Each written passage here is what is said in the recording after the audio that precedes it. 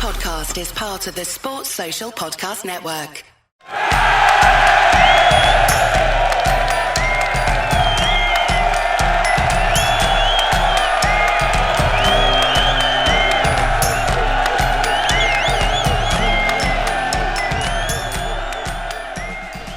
Yo, and welcome back to the Banter Boys podcast. My name is Sanji. With me is Pi. How are you doing, boy?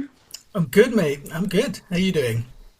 Not too bad. I didn't know whether to introduce you as Pi or as your first name because like the Discord knows you as Draft Pi. I've noticed. Have you seen what Tash has done? So he used to be Draft Tash. He's dropped the Draft. Yeah. Espresso used to be Draft Espresso. He's True. Draft. Yeah. I thought, is this a new thing? Am I behind the times? Do I need to drop it? I nearly did it this week, actually. I thought, should I just drop it? So yeah, is it a bit old fashioned? Should I move with the times? What do you reckon?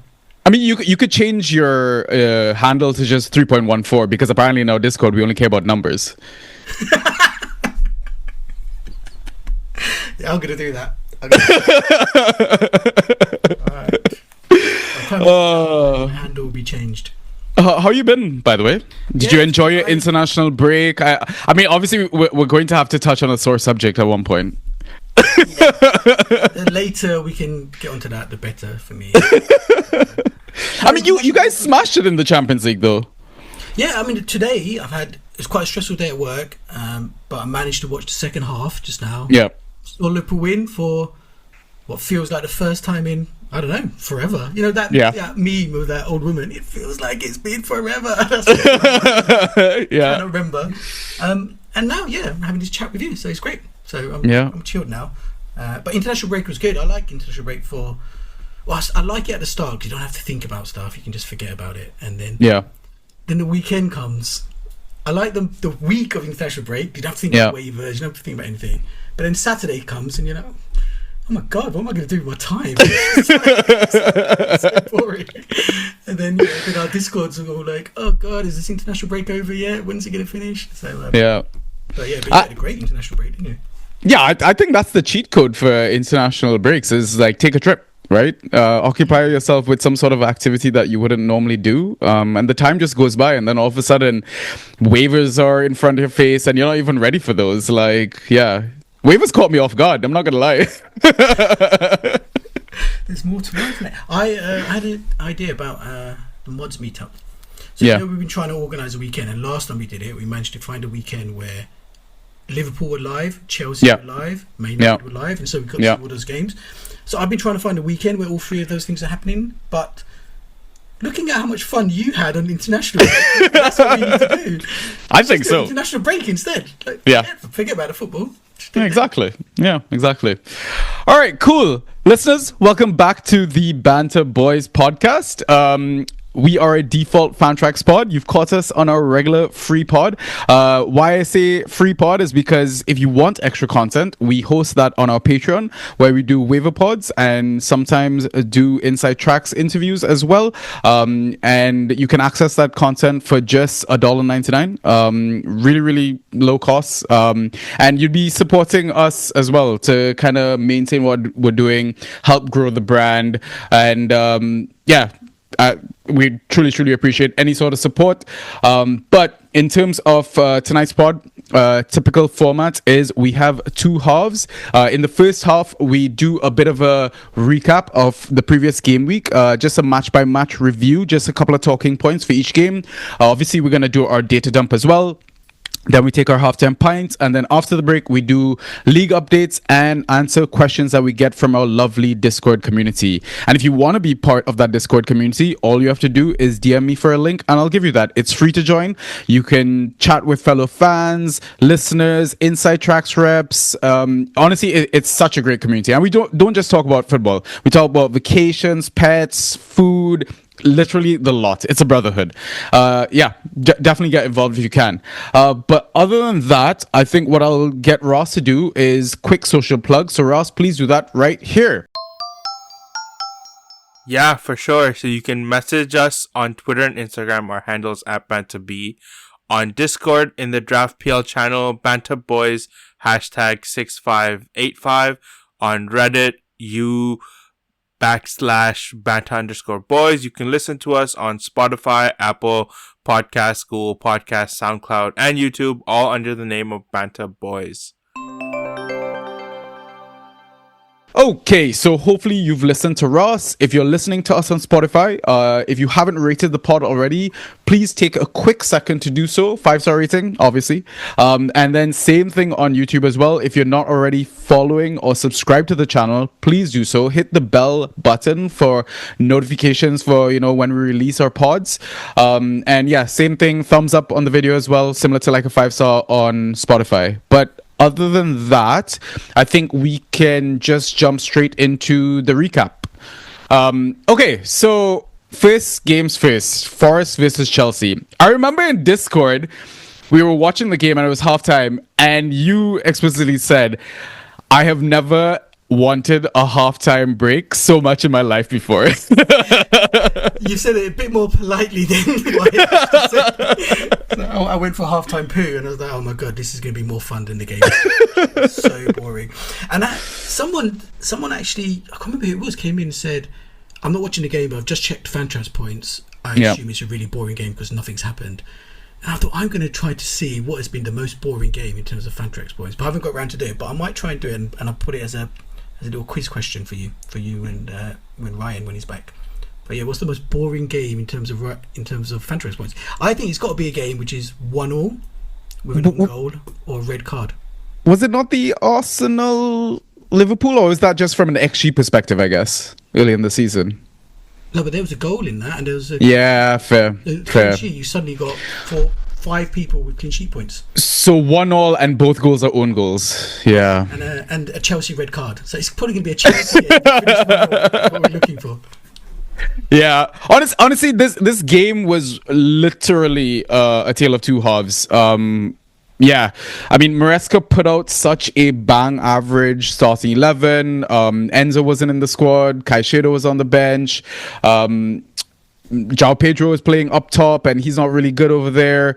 And honestly, it was the bench as well, wasn't he? Yeah, and it was a game of fine margins because Forest could have easily been 2-3-0 up at halftime.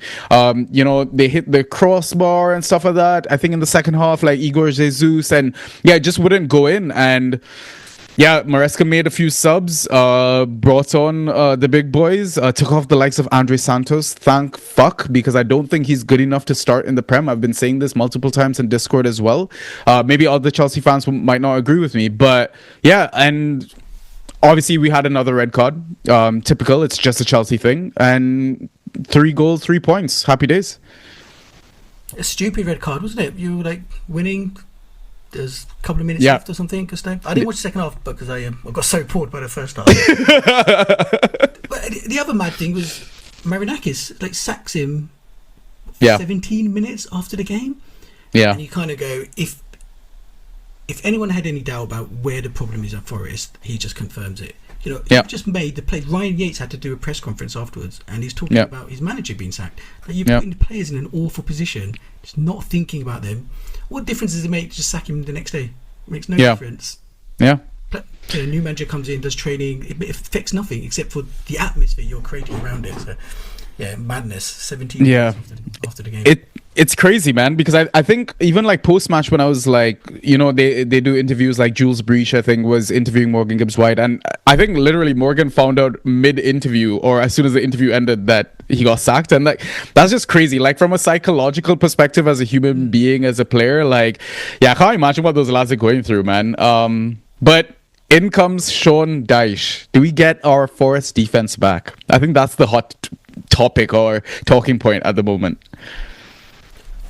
Also, I've been thinking, do we get a McNeil move in January? I thought about that as well. I love that idea. That could be a little sneaky pickup, the cross and hope for the big man at the top. The other revival we might see is Chris Wood.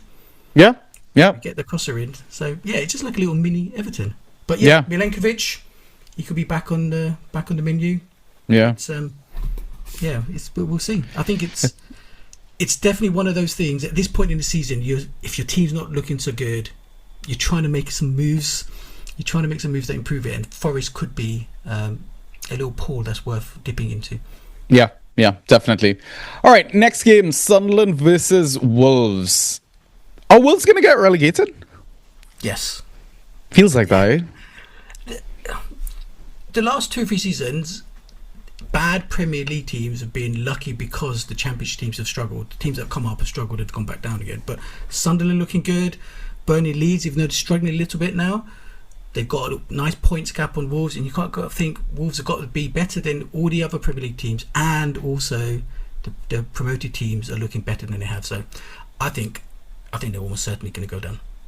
Yeah, I mean, if you had to pick any of the promoted teams as well, it has to be Sunderland. With that defence, oh my God. I mean, defenders are the asset to own this season. Like, if you're not playing a back five, what are you doing? We have, in my home league, we've got a saying, defenders are boring. So we just, as soon as someone takes a defender, they start getting abused. Defenders are boring, what are you doing? So we try to draft defenders as late as we can. Yeah. This season is proving how wrong we are. It's like, yeah. If you roll out 4 at the back, 5 at the back, you're probably having a really good season. I've still stubbornly been trying to go with 3 up front, 4 forwards in my squad, and I think it's starting to hurt me. I think I need to start changing tack and just loading up on boring big men at the back. that's yeah. Aerials. I mean, we're gonna mention it in league updates in the second half, but I benched a particular Sunderland defender, and that did not end well for me at all. So, yeah. Okay, next game, Brighton versus Newcastle. That guy Welbs, old as hell, still doing it. I don't understand. Still doing it, or still does it on random occasions that you can never predict. That's the problem, isn't it? Yeah. He's worth having if you're, in a pinch and you need to put someone in, because he's got it in the bag, he can do it, but it's you never know when he's going to do it. But I'm really happy for him. He's one of those likable footballers. I don't think many people have got anything bad to say about him. So, when he does well, it does give you that kind of warm feeling. The other thing I was thinking about on that game is, the Brighton number 10 position. Yeah. We've always got so much hope for it. Gruda is going to smash it. Ruter's going to smash it. Gomez and comes in. This time Ruter did get some points, but is it nailed? I think there's still massive rotation risk there. Not only for starters, but early subs off.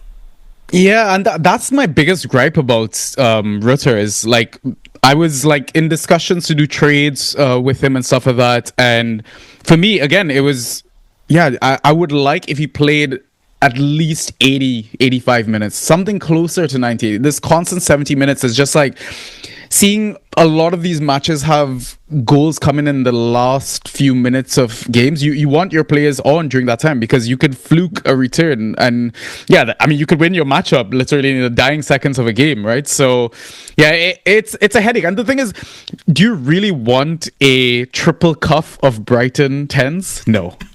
No, exactly. You want a double cuff of Brighton 10s? Probably no. Exactly. And the only Brighton mid that I'm possibly eyeing up at the moment is Ayari. He's playing 90 minutes. You mentioned him in the Discord. Yeah. Playing 90 minutes. As well, I think, isn't he? Yeah. Getting 6 to 8 points without attack returns.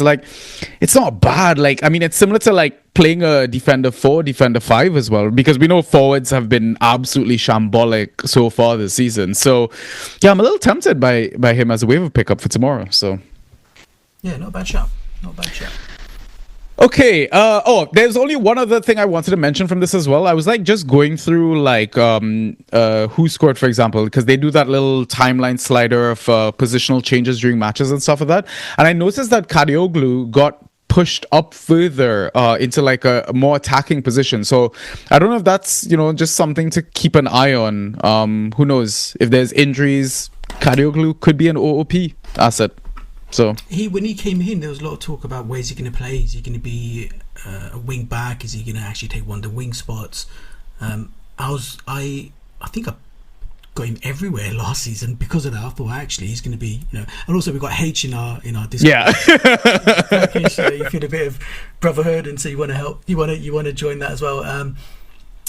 Yes, but maybe it's one to watch if he does get some of those.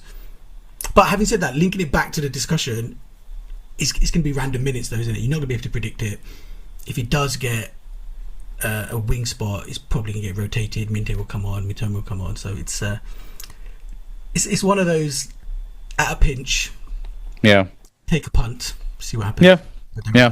I mean, he's a defender, right? So, all right, Burnley versus Leeds. This is one of your classic 6-pointer affairs. I really thought Leeds were gonna, get that win. They looked really good against Spurs, and Burnley just made it look simple with that result. But I guess, again, biggest talking point, and probably has been in a lot of spaces, is what are managers doing with Anton Stach? Did you see the news that came from the manager today? He said that Stack's been playing with a broken finger and some problems with his ribs, and once he gets physically over them, he'll be back to his best performance. Which is a bit weird. Why are you playing him if he's got? Yeah. It's like, that's a bit weird, but yeah. So maybe it's the problem. I've got Stack, and the thing I've had is he's very, very close to droppable. But he was playing Burnley. You just thought maybe I'll hold him for that game. Then I thought I'm going to drop him now. But they're playing West Ham, and the way we saw West Ham play the weekend, I think, oh my God, that's one of the worst defensive performances I've seen. So you kind of go, So I'm just kind of holding on to him just because of those 2 games. Even though I don't really want to, I want to drop him. I think because he's lost sets to Longstaff. He's getting taken off. At least he's not a 90-minute man anymore. He's getting taken off for 70 minutes.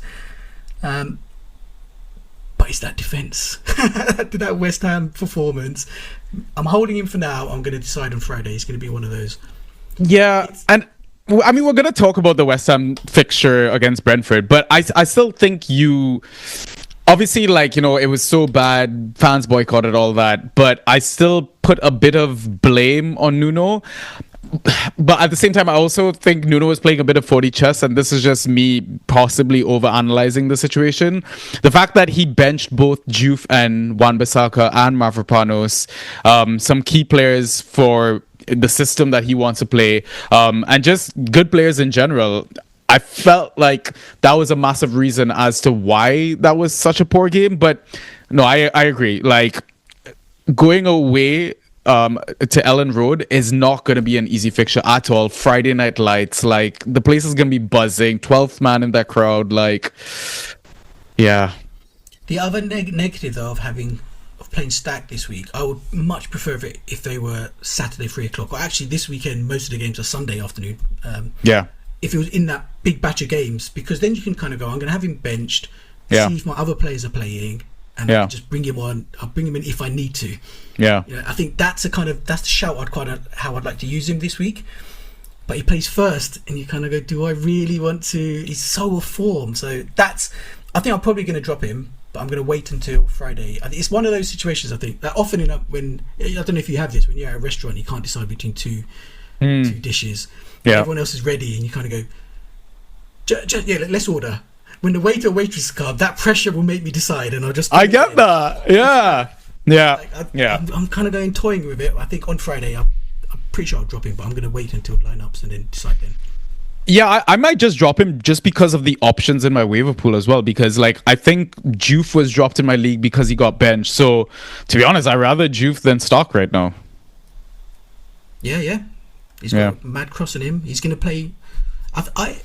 They didn't start. When he does start, he'll play 90 minutes, and as we said, it's a big thing to get points. I do wonder about. Well, we'll talk about West Ham later, but why? Maybe it's just because of the Monday and Friday games. That's why they had such a weird lineup on Monday. Yeah. Maybe. All right. The next game was probably the most exciting game of the weekend. Crystal Palace versus Bournemouth. It ended 3-3. Mateta with the highest XG of 3.8, I think, since they started recording stats in the league or something like that, is what I heard. Yeah, ever. Or something like that, yeah. A lot of talking points from this one, man. He scores a hat-trick, but then misses the easiest chance to win the game. No. And I can't remember. I didn't see a lot of the games, but I did watch the highlights of this. I can't actually remember the goals, but I remember that miss. And I remember his expression afterwards. But imagine that, you score a hat-trick, but the most memorable thing that happened is you just skying it into the stands. Yeah. Oh my God. Yeah, crazy. Pino, another asset that a lot of managers are umming and ahhing about. He hasn't really lit it up Fantrax wise, but eye test wise, I feel like he's been dodging points a bit. Mateta could have probably scored the header from the cross from Pino, but then again, we talk about playing as many minutes on the pitch as possible, and Pino is now starting to get those early subs. And yeah, I don't know, if you are a Pino owner right now, what are you doing? Like, is it really dependent upon your roster, or are you like just kind of fed up, you've seen enough? He would be in that kind of camp for me of I'll be happy to drop if I need to.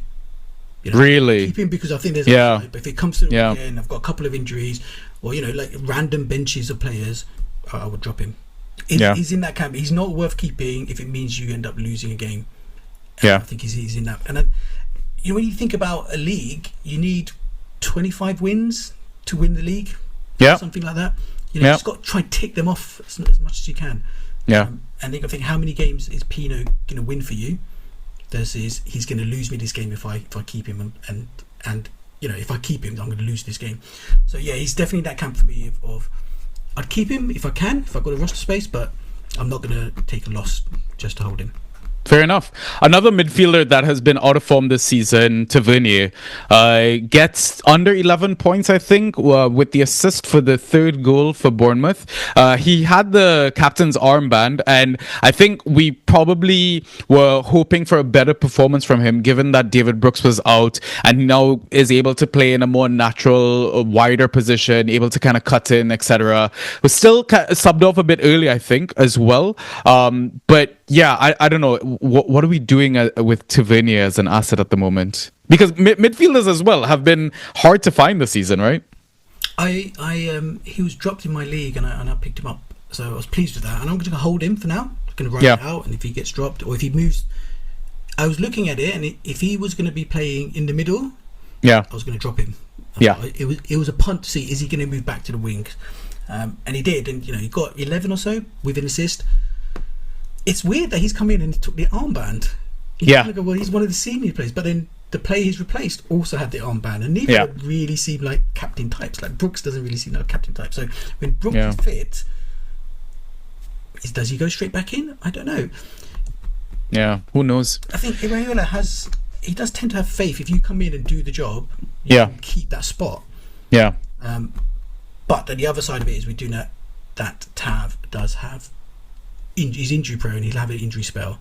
So an option is to either on the back of this or on the back of 2 or 3 good performances, look to trade him out.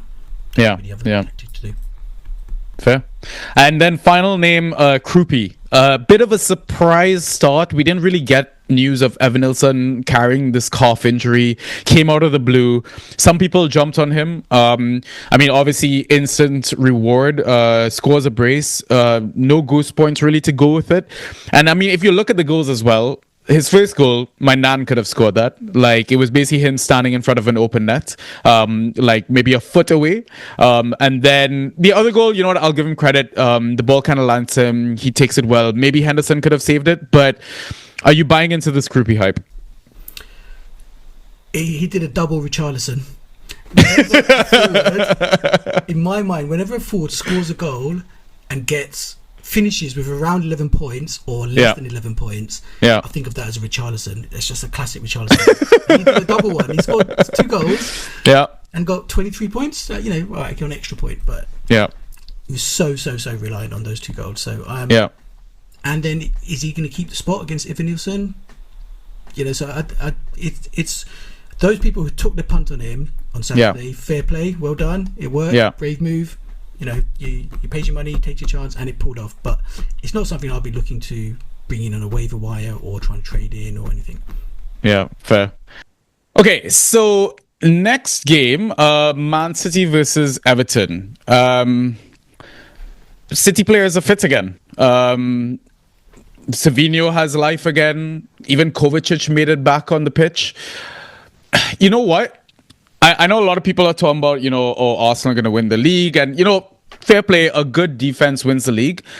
But, man, the form that Haaland is on, like, I can't see City not being in it. Like, I think Man City are going to win it. And part of me thinks, is this just a massive desire of mine because I hate Arteta. It's not that I really don't want him to win. But, but they've had a bad start. They've lost a couple of games. And they're only, 3 points behind Arsenal. Yeah. They've got one of the greatest managers of all time who's come up with a plan. He's brought players to that plan. And it usually comes off when he does that. And when the pressure's on, let's say you go to the last 10, 15 games of the season, everyone knows Man City can win 14 out of those 15 games. They've done it before. Can Arsenal keep up with that? When that pressure comes on at the end, you cannot afford to drop points. You cannot afford to draw a game. Man City are going to be relentless. I don't know. I think Man City are going to do it. I think it's just going to get better and better and better. And as you say, Haaland's a goal a game guy. He's just a goal a game, guaranteed. Yeah. You just expect when he's through on goal, he's going to score. Like, if he misses, it's like, what the hell? It's crazy, man. Man is an absolute machine. With respect to Everton, I mean, we've got to give him a bit of credit. My sweet 3-point prince in Jai looks fantastic, is putting up the ghost points. I'm sure Everton are going to miss him when he goes off to AFCON. And let it be said as well, Grealish couldn't play because of apparent ineligibility or something like that. Like, he's club tied or whatever, right? But I think they still put up a decent showing. But the thing is, for me, is I feel like this Everton team can still go up levels because they're lacking a proper number 9. Absolutely. I think they're building a really exciting team to watch. Yeah. Jai is, we'll come on. I think there's a question later on about eye test as a number. He's one of those players who passes both. He's just such a good player to watch. Yeah. And you might think a team might have one of those type of players. Yeah. But they've got Grealish as well. He's like, wow, okay. And they've got KDH who can do a bits as well. But it is that last bit where it's lacking. Now, if they get someone in January, then they could be really exciting for the second half of the season. If you're an Everton fan right now, things are looking good. You've got brand new stadium. The team's fun to watch. Yeah. What's not to like? I mean, I hear Ivan Toney's looking for a move. Interesting. So I think that would be fantastic because, I mean, with the World Cup looming as well, I'm sure Ivan Toney cares about that as well. And there's a lot of links to him to West Ham at the moment that I'm seeing in like tweets, and people are posting in group chats. And so I think right now there's an opportunity for people to possibly make a bit of a in the system. Available. I'm not sure. I don't think he is. Sometimes Fantrax is behind. Yeah. Like, Matt O'Reilly is still in the game. Like, he's one of the best assets for Brighton at the moment. It's really annoying to see him at the top of every list on like points. You're like, oh my god, he's not in the game anymore. Why is he in there? Yeah, exactly. But yeah, it's one to monitor, man. I think there are a few clubs that are going to be trying to get a proper number 9 to see out the rest of their campaign. So yeah, I think Everton is definitely going to be one of them. And even if they don't get someone in January, you've got to think next season's. Hopefully they'll get someone in the summer if you're an Everton fan. And I can see Grealish wanting a permanent move there. It looks like he's having fun. Same. Yeah. And then it's really exciting. You've got Grealish permanent. You've got someone else coming in who can finish. Yeah. Good times for Everton, potentially. Yeah, for sure. All right. I think the final game from that Saturday was Fulham versus Arsenal. Set piece FC ole ole. God, so boring. I don't really know what to say about the game. I think I was so hoping that Fulham would get that draw, but Arsenal scraped through, as they always do at the moment. How is Eze doing, do we think?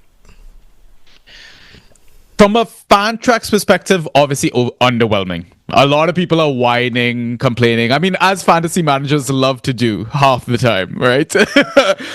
Yeah, it is a little concerning, but I mean, again, it's still like it's a new club. He's adjusting to a new system. He's no longer the talisman for the club. Like, it's not focused on him. Like, I think he's a great component for what Arteta is trying to achieve, but from a fantasy perspective, I am having massive concerns. I don't own him anywhere, I think, other than maybe Super. But for me, Super is like, it's a bit of fun. Like, he's going to start almost every game, right? And you get points for starting players in our Super League, right? So that's a big plus. So if it was a redraft league, to be honest, I would be tempted to trade him out. And lose some value on him. That's potentially. Yeah. The thing is like he's like a first, second round pick, and from those picks again, we go back to like the big thing about minutes and being highly involved in the attack possibly as well. And yeah, I don't know, like Munoz seems like a better pick than him at the moment. Obviously, like maybe Njai arguably seems like a better pick. Owners could get Grealish. I would suggest it. I would highly suggest doing that move if you can get it done. Yeah, I'd do it. I don't know if the Grealish owner would accept it, but I would. Yeah, I mean it's a competition as well, right? Once Kai comes back, like Marino's not gonna have to fight for that number 9 spot. He can now fight for a midfield spot, and it gets a bit more crowded. Like now we also finally saw Norgard get some minutes off the bench, and like I think it was his first appearance all season. Like they're ridiculously stacked for options at the moment, and I mean, Eze has been prone to injuries here and there as well. Like, surely he's going to be careful with these key assets, once they get later into Champions League and they're properly fighting for trophies and stuff. Yeah, it's concern. So, yeah. And I think Arteta has shown that sometimes when the pressure's on, he kind of reverts to type a bit and he kind of becomes more. He plays a safer style, should we say? Yeah. So, yeah, towards the second half of the season, he might go, actually, Odegaard's back fit. I only want one of those type of players in the team, and he just, so that could be a risk. Yeah, so if you could get someone like Grealish, Njai, yeah, maybe. I'd have to double check the numbers. Maybe an Njai plus like a +1 or something. I don't know. A Sunderland defender, why not? We will a forward that's not performing well, like a Strand Larson or something like that. I don't know, something like that. Yeah. Cool. Next game, it was a pair of Sunday games. The first one, Spurs versus Villa. Lads, it's Tottenham. It's crazy that they ended up losing the game, but then when I saw the goal that they lost to, holy hell, was it like a 3-pass play? I remember McGinn was basically telling Cash, no, go back, go safe, take the draw. Cash just like lumps it up to Digne. One-time control, brings it on the inside, and then gives it to Emi Buendia, and Buendia just finishes it so calm. Buendia is now like the best super sub in the league at the moment. Is he going to get starts? Because if he gets a run of games, but Villa just don't seem like a team that have a lot of Fantrax points in them. They've really struggled this season. John says it all the time as well. He's like, avoid the Villa assets if you want points. Like. It's a kind of, you stream them because you've got no other choice. I think I put in Digne this weekend, just but I wasn't planning to keep him. Just put him in, he got that assist. Yeah. But yeah, you might take a punt on begin, just hoping something happens. Yeah, they seem like that sort of team.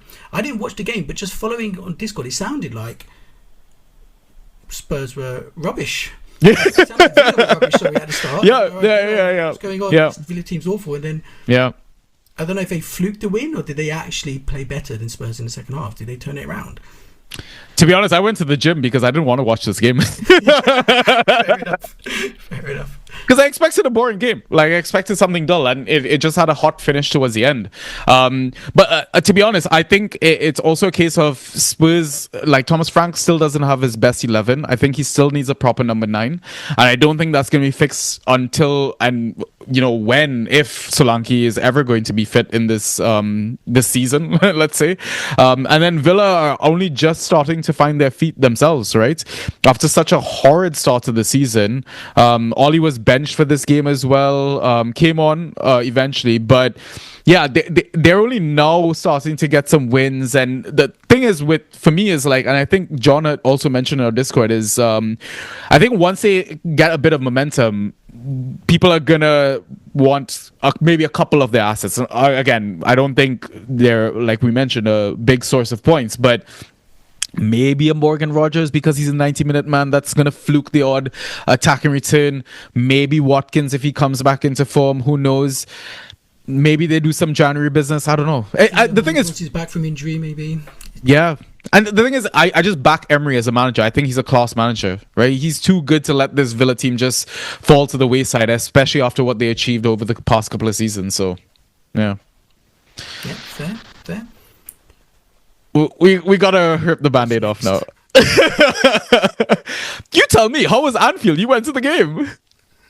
I mean, it was. I stayed in probably the crappiest hotel I've ever stayed in my life. The bed was right up against the radiator. It was so hot. I ended up pulling the bed out into the middle of the room just to cool down. The shower was one of those mixing tap showers where, oh god, unless it's within a millimeter of being exactly right, it's either boiling or freezing. Yeah, it was so hot. Yeah, breakfast croissants were the worst, literally the worst I've ever had. We couldn't even pull them apart. The match was crap. After the match, we walked 40 minutes to a restaurant, got absolutely soaked by rain. If we weren't wet enough, this lorry comes past, splashes us on the road, and we're oh my god. Yeah, it was bad. It was bad. Yeah, but the match itself, you know, the big thing I think is, there's a couple of things for me, is that one is we are missing Trent so much.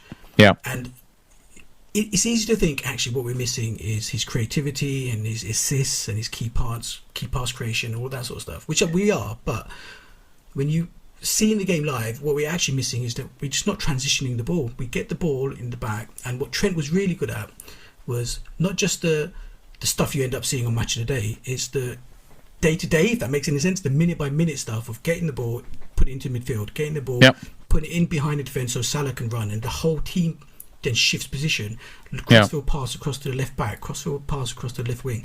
All that stuff is just shifting the opposition around. Whereas we didn't have that. It just looked so static. Whenever any Liverpool player had the ball, it's like they had no choice. They didn't really know what they were going to do. So I think that's what we're really missing, someone who can transition the ball from defence out into midfield and attack. And the other thing was just the plan was so weird. I'm really wondering what was Slot's plan when he went shopping this summer and got all the toys he wanted. You know, we were talking about Spurs just now, and if you think of someone like Simons, he's their third choice. You know, they wanted Gibbs White, that didn't happen. They wanted Savio, that didn't happen. So you've got to give Frank a bit of time to bed in a player who wasn't his first choice player. But Slot has got Frimpong early, Wirtz early, he got Ekitike early. Isak would have been early if that saga hadn't happened, but you know, these are players that for months they've been planning to bring them in, and what was he planning to do with them? We don't know yet. We had the front three, and then we had Sobo and McAllister joining them. It was a line of 5 up against the defence. It was the weirdest thing. So Gravenberch has got the ball in the middle, and he's just got 5 players in a line. There's no depth to it. There's no one pulling people out of position. Isak, I think when he was at Newcastle, he used to like drifting across. He can't, because there's got his own player standing 5 yards to the side of him. It's just really weird to see what the plan is that he's got. I think this is a real big test for Slot this season. You know, this is his idea, and we need to see what is his idea. What was it, and and is it going to come to fruition? What do you think when you saw it? I mean, no Wirtz in the starting 11 was baffling.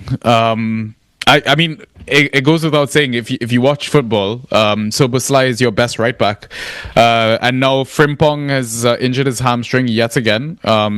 Connor Bradley has not been good enough this season.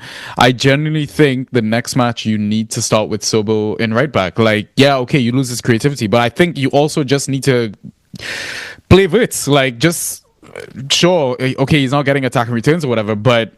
And I guess the other thing is, I don't think he's quite used to the pace of the Premier League versus the pace of the Champions League. That's why I think he looks better in Champions League games. And okay, he got 2 assists on German soil as well. People are going to say that's the reason he got assists, you know, blah, blah, blah. But yeah, I think you just got to keep plugging away with Wirtz. And you know what? I'm going to probably get shit for this, but I don't think Isak is good enough to start yet. I think you start with Gakpo, Ekitike, and Salah. Like, a lot of people are giving Salah shit and all that, but Salah could have easily had 3 assists in this game. Like, Cody missed a couple of glorious chances, hit the post, actually, a couple of times as well. I think Salah's easy scapegoat. I still think he's a quality player. He's the king for a reason. It's tough times. I've even heard on like different pods and stuff that people are calling for maybe you actually give Curtis a run as well, because Mac hasn't been good enough. He's not been fit to start the season. And we all know from like a Fantrax perspective as well. Mac is very much a second half of the season player, right? So, yeah, there's a lot of question marks, and this is where Slot really needs to, earn his keep. Find a solution after inheriting such a great setup and system from Klopp, right? So, yeah. I think with the Wirtz thing and the Maka thing, it's when I saw the lineup beforehand, I thought, okay, he's gone back to tried and tested, fine. But when you see how they played, if you're going to have Maka going so far up and playing alongside Isak effectively, then have Wirtz doing that. Yeah, Wirtz is going to be much better at doing that job than Maka is. He's not a lead in the line type player. He needs to be deeper. It was so strange seeing that. And Robertson did get a start today, got an assist. I would definitely just play Robertson instead of Kirkers. It's just disjointed. It's not Kirkers is struggling, but it's not just that. It's like, as you said, the right back. We've had Sobo, we've had Bradley, we've had Frimpong. That's not settled. Kanate's his worst run of form that he's ever had in Liverpool. In a Liverpool jersey, we've got Alisson injured. The only constant in that defence is Van Dijk. So if you bring Robertson in, at least you've got that left side. You've got a partnership over the years. It just solidifies it a little bit whilst we get over this run of form, whilst we get a solid base, and then you can just bed Kirkers in slowly. Robertson, when he was bought, didn't play for 6 months. Yeah, Kirkers has got to win that journey. He's got that jersey. He's got to earn the right to play. And the last thing, I think Ekitike, I agree, he should be playing. Whereas for Isak, I don't know, but he just looked much more dynamic when he came on. Gakpo looks quite robotic. It's very easy, gets it, cuts in. Ekitike suddenly can go left, he suddenly can go right, and he just drives that at the defence and pushes them back. So Ekitike is someone I'd like to see start the weekend, and maybe even Chiesa. I just love Chiesa. He's just, he just tries. He's no matter what game it is, League Cup, no matter how many minutes he gets, he's 100% trying his hardest. You can tell. Yeah. For him, it's like Euros final. He's just totally into it. He just gives his all every single time, and his quality. He's a good player. He's not. Yeah. He's not a. He's an Italy international. He makes things happen, right? Yeah. He was the main reason why Italy won that Euros. Yeah. Right, and obviously he had a serious injury and it's hard to come back from that, but the quality class is permanent, right? That's what we like to say. And you know what, we're going to touch on Salah a bit later into like league updates and stuff like that. Bit of a hot talking point given the trade that I executed just before the pod. I cannot wait to come back into Discord and read all the abuse that I'm going to get for it. But yeah, you know what? We move. Big win for you lads as well. So buzzing for you. Final game, Brentford versus West Ham. It was the Monday night game. Fans were boycotting. The stadium was basically empty, quiet and dull vibes. And I've told people before, it's usually one of the worst home crowds I've ever been to when I go to watch games, even when it's with full stadium. Yeah, it was so quiet that I could hear the players head the ball. That's how bad it was on stream. Wow. Yeah. Absolutely bizarre.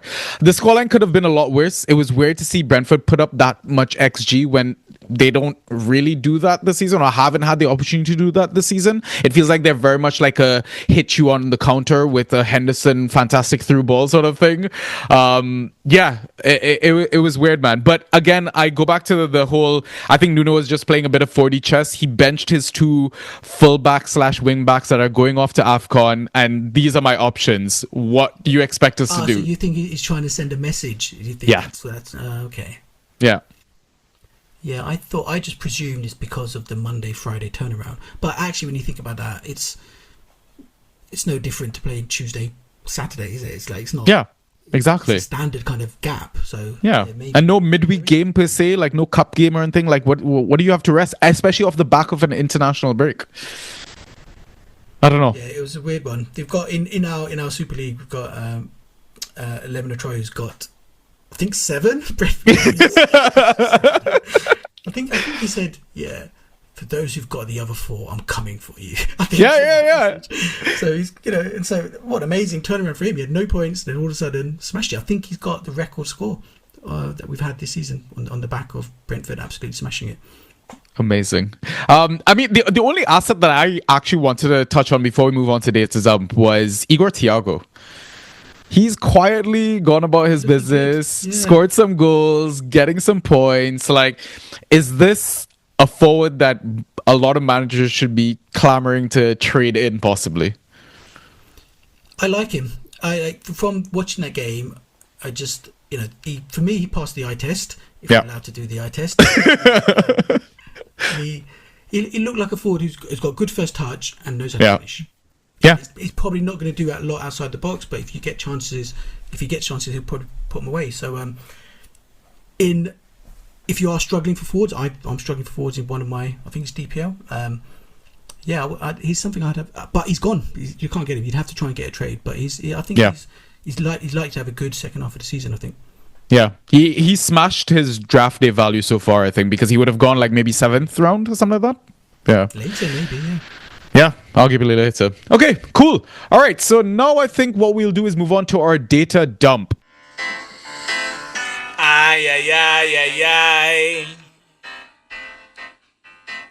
Fantasy with the Banta Boys. So, as always, we're going to discuss default scoring categories from Game Week 8. And we're going to start with key passes. So, the highest number of key passes recorded last game week was 7 by Michael Coyote. And then 6 key passes by Bukayo Saka. And then 4 key passes by a bit of a list here. Pedro Neto, Mikhail Damsgaard, Sean Longstaff, and Gabriel Goodmanson, both from Leeds. Alex Iwobi and Mo Salah. Thoughts, Pi?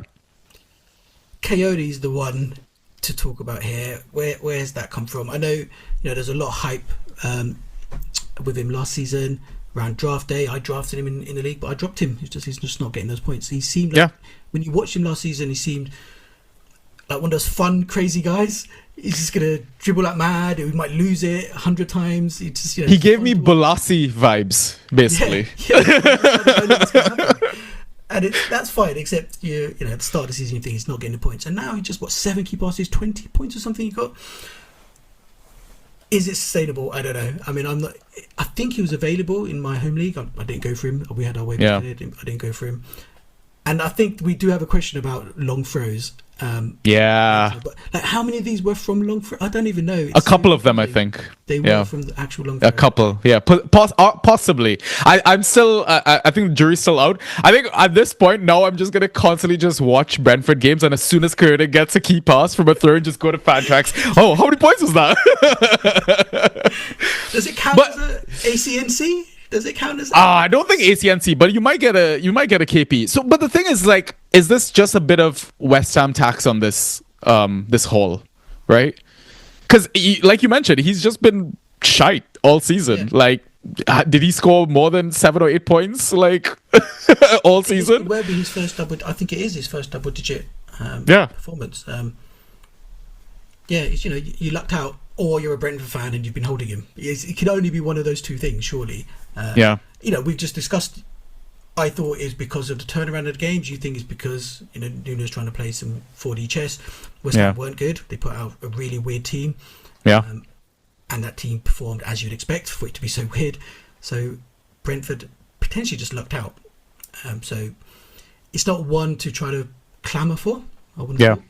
Yeah. But it's fun to watch. Coyote's one of those fun guys just to see what he gets up to on the pitch. Yeah. Other names look fairly standard. I mean, shout out to Gabriel Goodmanson. Honestly, he's probably a great stream against West Ham for that Friday night game, right? Because he's a sort of fullback that strikes me as he will put a cross in, and obviously he pops up later on in the data dump as well, right? So he might be the guy that gets that mega haul this game week. He's one of those quiet guys who just bubbles along nicely, and as you say, if you pick the right fixture, or you're in a bit of a corner and you need to punt on someone, then I've had my eye on him. He's not available I don't think in any of my leagues, but he's someone I wish I'd perhaps just had. Taken a chance on earlier. I always have this thing. I'm always reluctant with promoted teams. I think sometimes I move a little bit too late, 1 or 2 game weeks too late. Sometimes I just need to see if they are going to, if this is going to be sustainable. But they've gone by then. People just sweep them up. People go early with a lot of players. So that's someone perhaps I should have got. But he's not going to win you a season, so it's fine. Yeah. Any other names you want to pick out here? No, I think that Salah having 4 is interesting. As you say, there's underlying stats saying that it could turn around for him. But as I say, most of them, Damsgaard and Wobie, they're the kind of players you'd expect. And Saka is doing Saka things, 60 passes. Yeah. All right, so next category is shots and how many were on target. So the highest number of shots recorded was 11 by no other than Mateta. He had 5 of them on target. 6 shots attempted by Igor Thiago. We spoke a bit about him earlier. He had 3 of his 6 on target. And then 5 shots attempted by Cody Gakpo, who had 1 on target. Erling Haaland with 4 of his 5 on target. And Dango Ouattara with 1 of his 5 on target. Thoughts, Pi? The Cody Gakpo and Erling Haaland comparison, when you see it next to each other like that, is really stark, and it just kind of shows where the two clubs are right now. Both having 5 shots. Gakpo 1 on target, Haaland 4 on target. Yeah. With Haaland, there's a bit of a thing developing around draft season, mock season. Being, he doesn't ghost. I mean, you don't need to ghost if you can score every week. Agreed. Non-ghost points also count. Right? Yeah. But also, he does ghost. It's just he doesn't ghost from a wide set of stats. He gets a hell of a lot of shots on target. Yeah. So there, he's got 8 shots on target. He gets lots. 4 shots on target. Sorry, he gets lots of shots on target. He's the 4th highest ghosting forward, I think it was, when I checked yesterday. Oh, wow. Okay. Yeah. It's not just an average ghoster. He's an elite ghoster, really, when it comes to forwards. But he gets clouded by the fact he gets so many goals. And, goal a game player. If you've drafted him, I got him one league. I was in. I was picking from position 3. He's just sorting my forward line out. I can just play around it. Just you bring him in, and he's going to get you those points. And Man City, I think, are just going to get better and better. Yeah, and you only need to start 1 forward as well, right? So, and the beauty about, and I know Pep is like, he has, he complained a little bit about it in the sense that, he wants his wingers, his midfielders to contribute with more goals, etc. It just all can't be Erling. But the way the team is set up, now when you see that goal notification for Man City, you're just like, oh, okay, Erling. Like... and surely, the human element of it, if you're a winger at Man City and you've got a chance where you think maybe I've got a 70% chance of scoring this, but if I slip it across to Haaland, he's got a 98% chance of scoring it. Yeah. You're going to be looking for him, aren't you? Because you just know he's such a good finisher. So, I think there'll be occasions where perhaps in the past, or in a different team, they'd be taking shots on. Yeah. But in this team, with this guy, just give it to him. Yeah. It's telling that 2 Brentford players are here as well. I mean, maybe you dig a bit deeper if you want to know at what point they took these shots, because Nuno made 3 subs at halftime, and maybe there was a change in game state, etc. I've not done enough research. We're not that level of a pod, but it's quite telling even to get that many shots off. And we consider Nuno to be a very tight defensive manager, the way he runs his squads, etc. But other than that, I think we can move on. Next category, accurate crosses, not corners. Highest number was 6 by Goodmanson. Any quick thoughts? No, just to reiterate what I said before, I think he's a really good sleeper pick. No pun intended. And he just plugs away and does his job. So if you can get him for a favourable fixture, favourable matchup, then it's well worth having. Fantastic. All right, so our remaining categories, just the outliers for those. Tackles won. The highest number was 6 by Paulinho. Dispossessions, a high of 5 by Morgan Rogers. Interceptions, a high of 4 by Achiompong, Kyle Walker, Marcos Senesi. Clearances, a high of 12 by Virgil van Dijk. Successful dribbles, a high of 6 by Bukayo Saka. Aerials, a high of 10 by Mukiele. And block shots, a high of 3 by Senesi, Van Hecke, and Kilman. Quick thoughts, Pi? A couple, I think, it's worth speaking about. Achiompong, he came up on Discord. People going, is it worth getting him in waiver wire and so on. Yeah, it'd be interesting to know what you think as a Chelsea fan. I can't see him keeping his position. Surely you're so stacked at the back. Yeah, he's a kid. Surely just a rotation thing. Yeah, he's a kid. All the other defenders were either suspended because of red cards or injured. I still think that is Tosin's spot. He's the first pick. And then if all the other defenders were fit, you've got Wesley Fofana, you've got Badiashile. Yeah, I think this was like one of those situations where if you streamed Acheampong and you smashed it, you smashed the pick sort of thing. Maybe he starts the next game because he doesn't want to rush the other defenders back so soon. And, you know, with Gusto getting a red card as well. And I mean, it's weird to see restarting every game, and I don't think it's possible. I don't think it's that sustainable. We'll see. He's talked about working with a specialist at the club to maintain his fitness. Yeah, I think it's one of those situations where enjoy it until it lasts. And I don't think it lasts that long. Yeah, and don't worry if you don't have him. Yeah. Don't go chasing it. Yeah, exactly. I think both Tosin and Fofana started today in the Champions League, so they're back fit. You know, whether they go straight back into the team, I don't know, but they're back. And the other one is Mukiele, Sunderland, 10 aerials. It just seems like whether they play 4 at the back, 5 at the back, they just don't matter. Points. It doesn't matter. Honestly, like if you rock 4 of the defenders and roofs, like you're smashing your league. Like, yeah. We had for people who don't know, in our Super League, we've got this system where if you win the game, you can swap with your opponent and you can get their best scoring player. Roofs was the best scoring player a couple of times. Yeah, both times got rejected. Like no, I'm not going to swap. I'll keep my goalie. And he's smashing it. You know, keep scoring. He keeps scoring. So yeah, Sunderland defenders. Who knew? Sunderland defenders. It's all about Sunderland defenders. Yeah. Other than that, I think fairly standard names to those numbers and categories. All right, so now I think what we'll do is take our half-time pint, and we will be back after the break with league updates and some questions. So we'll see you in a bit.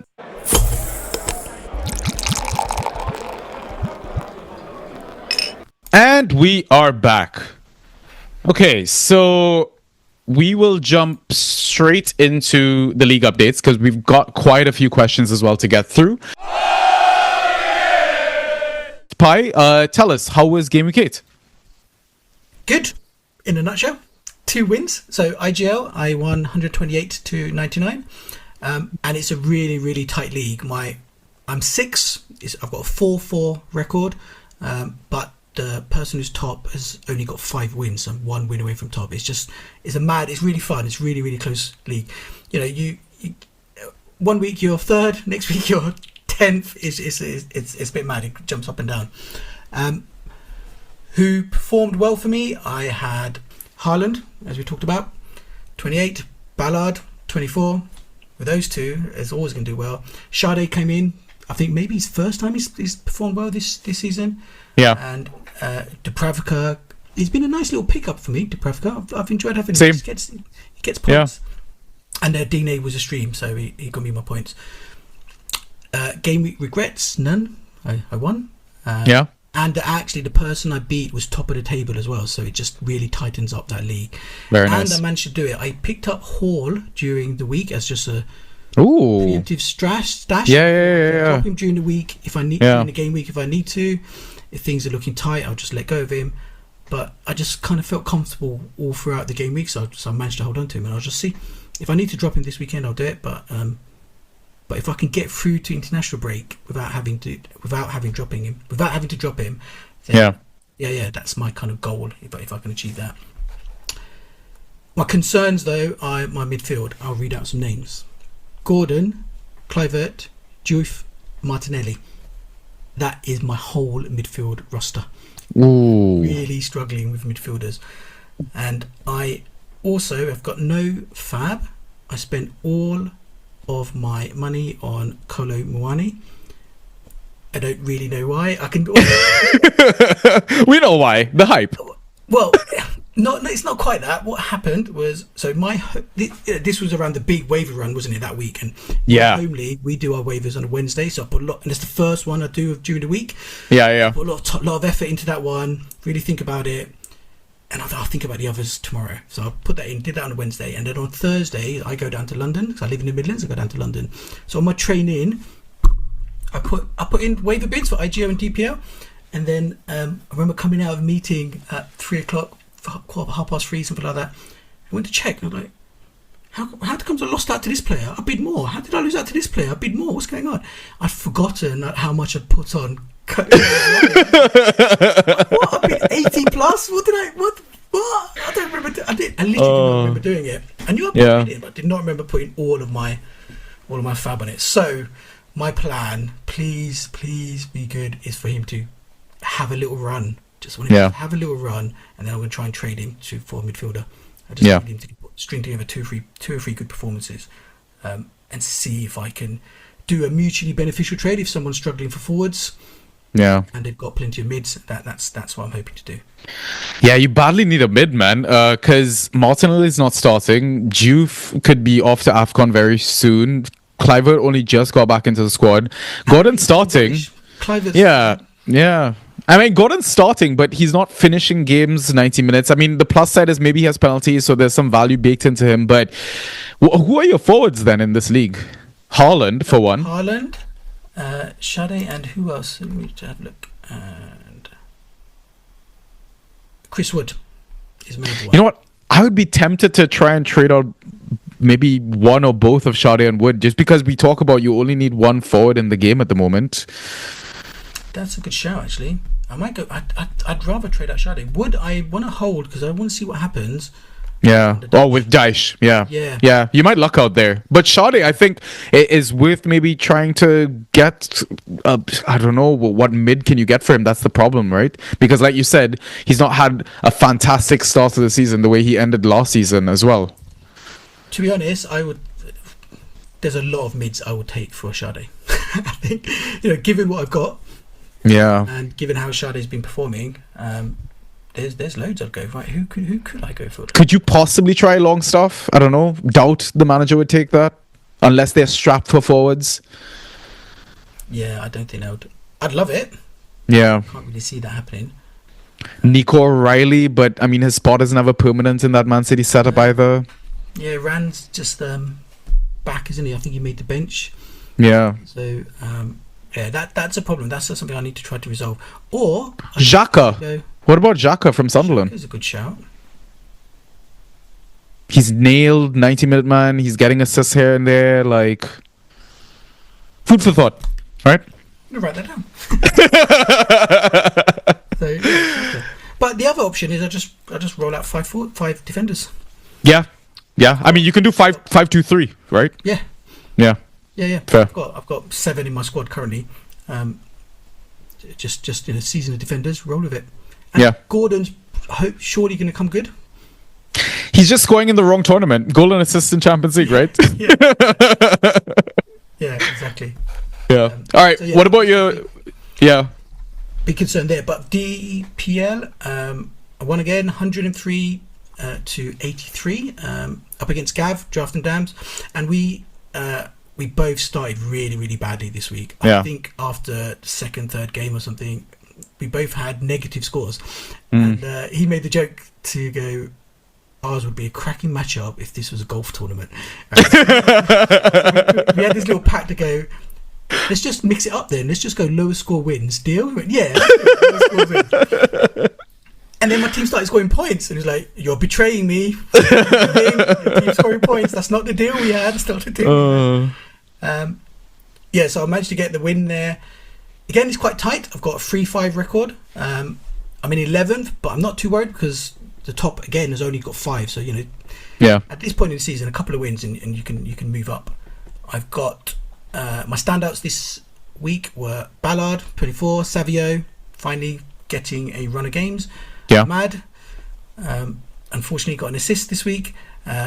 Dango 11 and Petrovic is my goalie there. So they're my players who got double points. My roster concerns are perhaps like a lot of people have, forwards. So I've got Watkins and Wood, and I streamed Odeber, who did alright, got 8 points. So I'm really kind of crossing my fingers that one of Watkins or Wood comes good, really. Or both. Who knows? Yeah, or both. But I'll take one of them. Yeah. I'll be happy with one. Yeah, I mean, I think it's a good time to buy low, and obviously we're going to discuss it when I give my league updates, but buy low on Wood, given the managerial change. And then, yeah, possibly buy low on Watkins with Villa now finding their feet, getting a bit of form in the league. Yeah, so there's a chance it works out for you, because I don't think you're going to get good enough value trying to trade them out to bring something else in, right? So, no, exactly. Yeah. And I've got, my midfield's fairly strong. And so, yeah, you can just load up with 4 or 5 defenders, 4 or 5 midfielders, and just play one of Wood or Watkins each week. Yeah. Until one of them hits form. They're the sort of players who, you kind of, they might score you 3 or 4, but then also they could get you 15, 20. And so I don't necessarily mind that as a kind of high upside punt, and just hope it comes off each week. Amazing. All right, cool. So for my league updates, it is the complete opposite. I lost both my matchups. So I'll start with IGL. I got destroyed 153 to 97. I just came up against a better team. My goods were Dubravka, Hugo Bueno. Absolutely love the guy now. So glad I got a piece of that. So consistent, isn't he? Yeah, 90-minute guy as well, ghosting out of his mind. It's fantastic. And it will seem that it's shambolic. So yeah, could be a lot worse. Chalaba there, Bruno Fernandes there, Longstaff as well. In terms of regrets, none. Again, I just tip my hat to my opponent. My roster concerns. So I need some forwards in this league, and I'm sure you've listened to previous episodes, because this midfield is absolutely stacked, right? And my forwards here are only Jürgen Strand-Larsen, who's out of form, Jadon Anthony, who apparently doesn't know how to score points anymore after his hot start to the season, and I just have a buttload of defenders and midfielders. Yeah, just those two. It's not fantastic. Strand was my first forward pick, I think, in like round 6 or something like that. Because, I mean, you listen, like my midfield is Bruno Fernandes, Enzo Fernandez, Longstaff, Declan Rice, Bruno Guimaraes, Pino. Stark is like my mid-7. Like, I'm spoiled for options, right?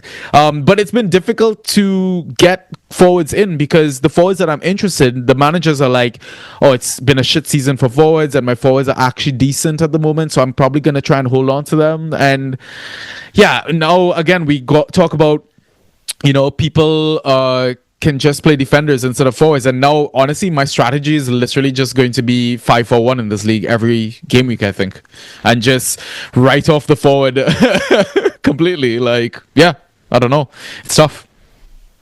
You could just use the forward as a streaming spot.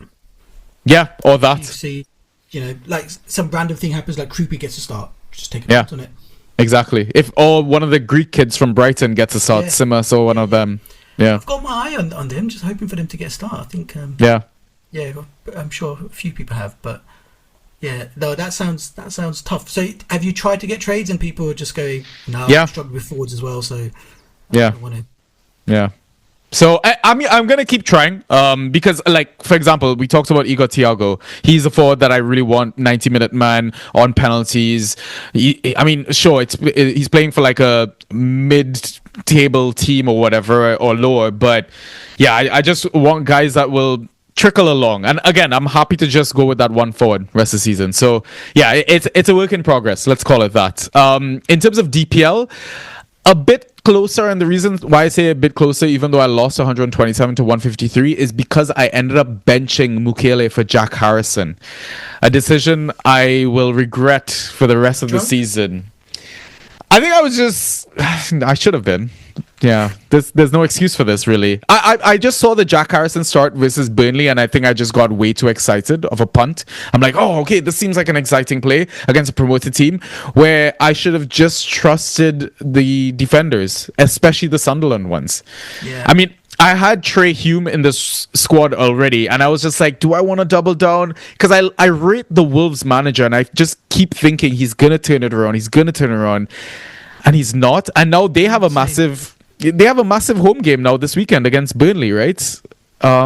So yeah, I mean, funny enough, I look back at my IGL team, which forward do I start then between Jadon Anthony and Jürgen Strand-Larsen? Like, so yeah, yeah, go ahead. I'm the same with you. I think I rate the Wolves manager.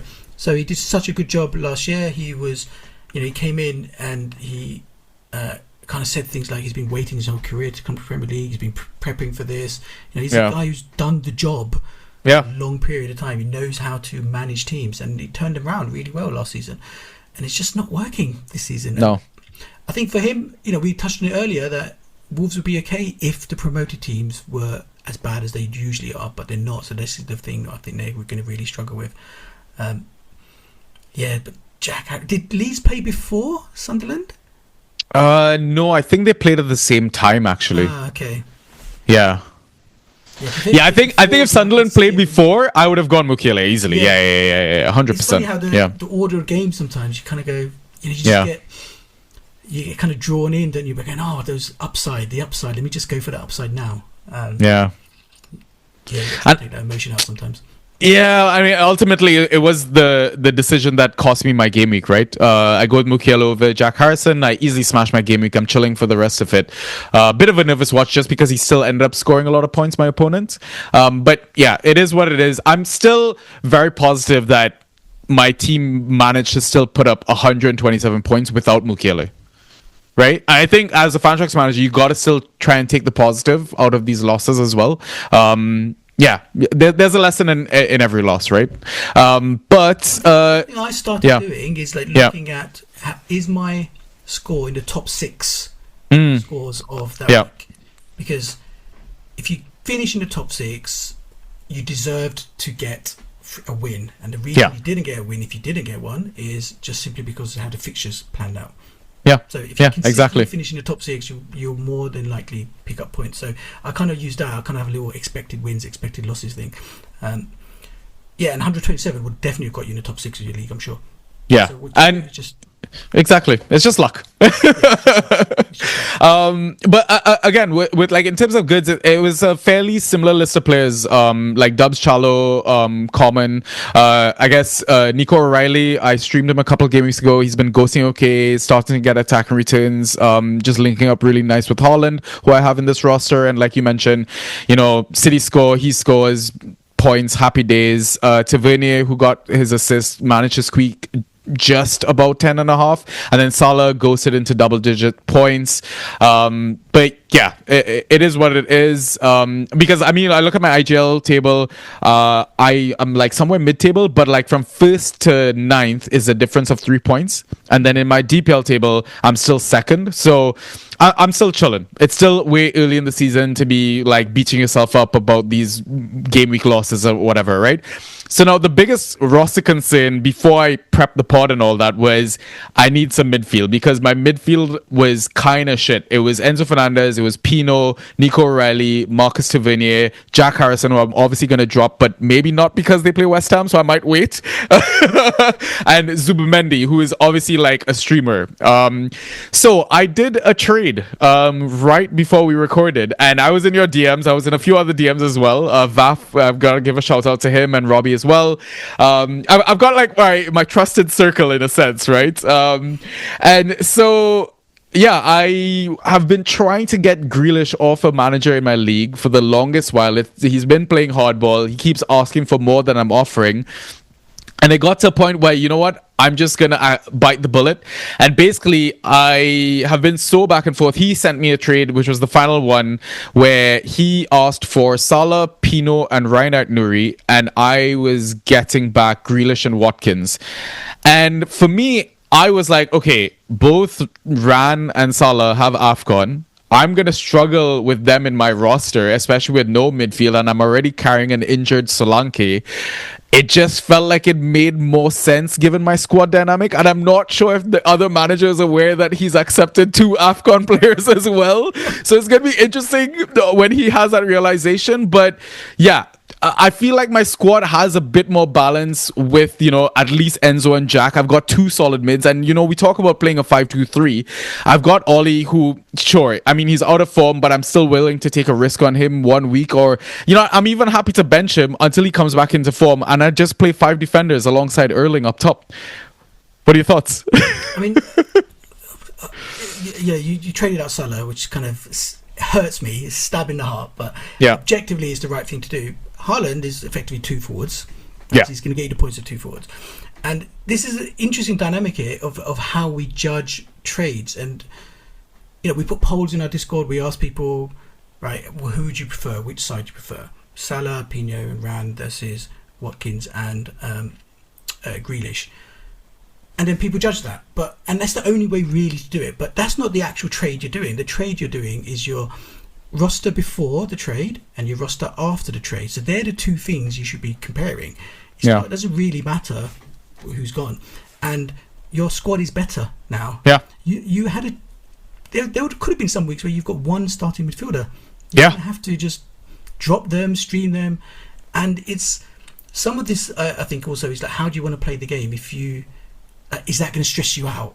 Like this is life. You're supposed to have fun. This is a hobby. It's going to stress you out. Suddenly you have 4 midfielders who aren't starting and just scrabbling around, and it's just going to ruin your weekend. You can just get Grealish in. He's set and forget. And not just set and forget, he's set and forget, and at an elite level he's going to get you so many points, and just takes that stress out. So I think it's as much as it pains me to say, given his Salah you've given away, it's the correct move, and it's a brave move. So many people would not do it, would go, it's Salah, how can I give away Salah? And AFCON will be interesting, I think, with Salah. He sometimes struggles after AFCON. There was that time when I think he missed a penalty in the final. He came back, he wasn't injured, but you could tell it took an emotional toll on him. You have players, European players who go to Euros and they get a break afterwards. They get a chance to forget about it. Then they go back to pre-season and they can have fun with their mates and they can just slowly get back into it. African players can't. They get a little break, but then they come back and it's serious football straight away. So Salah has struggled sometimes after AFCON. So I think it's a brave shout, but I think it's a good shout. Yeah. And the other thing that was quite telling for me tonight as well is that you guys smashed it in Champions League and Salah didn't even start. The problem with Salah, I think, is his age is when it drops off quickly. So when you start losing it, you could lose it really, really quickly. And a couple of years ago, I wanted, with all my mates, I was like, we should sell Salah. Before the season you just had, we should sell Salah. We should get Elise in. That's what we should do. And Salah comes and smashes the season. You go, I was so wrong. But he might. I think he's still Salah. He's still going to score goals. He's still going to do well. But it could drop, and it could drop quite quickly. And there are so many options now. As you said, we won 5-1 tonight. Ekitike played on the right, did well. I think Frimpong was brought in to play right wing, especially when Salah goes AFCON. So there's competition there. And the fact it's not working at the moment means Slot will, Slot's not going to die on his sword. He will drop Salah if he needs to, I hope. Ultimately a lot of fans have been asking for it as well, which is crazy to see. Like, he got subbed pre-90 when you guys were still kind of chasing the game, and it felt weird to not see Salah lose his shit for being subbed, which he did constantly under Klopp. And Rio came on and just looked so dangerous. Suddenly it's a different problem. He can go outside, and he did that little dinky cross to Gakpo, who missed that header. And I haven't watched the highlights of it, as I think I said, but in my mind, like, how close was that? In my mind, he's standing on the goal line. That's how I remember it. How did you miss that? But I don't know. Was it? I don't know where it was. It was crazy. So I think there's, and I'd quite like to see it. I think teams are better when there is a bit of rotation up front. You keep it fresh. You shouldn't have to. If Salah's not performing, we want to have weapons. You should be able to take him off and put someone else on who can do the job that game. It's not a slight on him. You can't rely on same players to perform week in, week out and expect to win Premier Leagues, Champions Leagues and so on consistently. Okay, fantastic. All right, so now we will move on to our final segment, which is the questions. So we've got a bunch from our Discord. We're going to try and get through as many of them as possible. So I will start with the first one. Or do you want to start with the first one? So then that... I'll start with the first one. I want you to answer that particular question. So, how do you feel, and it's from Andrew, how do you feel about the uptick of long throws in the Prem? I don't like it. Really?